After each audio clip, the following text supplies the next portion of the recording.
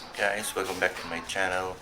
In this video, magpapalit tayo ng kadena ng ating motor na si GTR 150. So as you can see guys, yung kadena natin, nasa dulo na yung adjustment niya. So kailangan na siyang papalitan. So ayoko nang hintayin na pa siya. Parang lumuwang siya ako magpapalit. At least proactive tayo. Hassle kasi pag nasiraan tayo sa daan medyo mahaba yung mga biyahe natin. So ipapalit natin.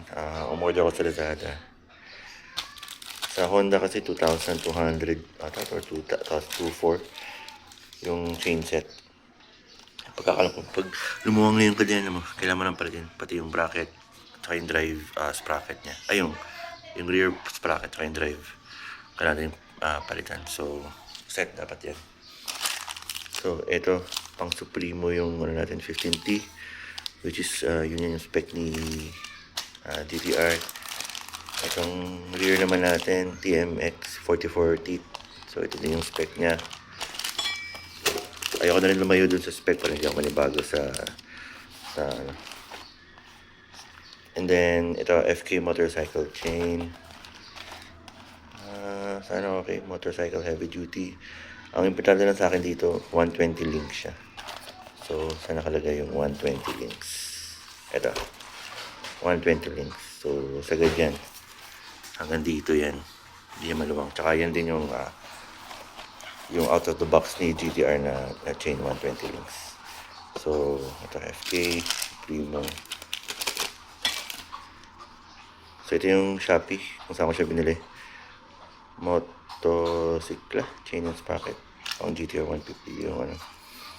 And then FK chains. At kasama siya dito sa chain natin. Ayan. So, hindi ako magpapalit ito. Dadali natin sa shop. Kasi, una, wala akong tools. Hindi ko rin alam paano magtanggal. Mahirap yan eh. And then, ako na rin magkalat dito sa bahay. So, papunta natin sa shop. Tapos sila na magtatanggal. At saka magpapalit para sa atin. So, see you there. What's up guys? Welcome back to my channel. So, ito na ako. Ngayon sa motorcycle. Pero, may dadaan pala po. May dadaanan pala po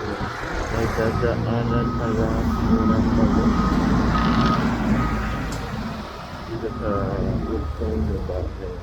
Yung ulugan namin bahay. Yung mga picture naman ako mag-document. So, sama mo lang kayo sa ride na. Let's go!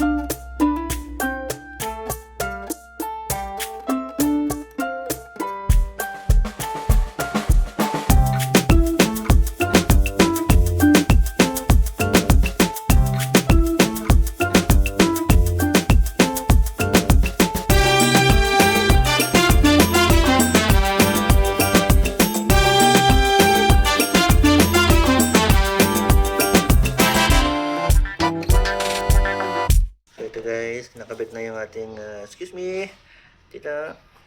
Nakabit na yung bagong kadena with new sprocket.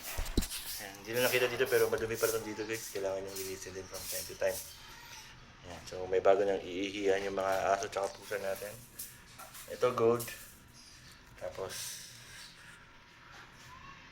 yung aluminum lang ng bakal yung natin. Thank you for watching. Tito. Thank you for watching.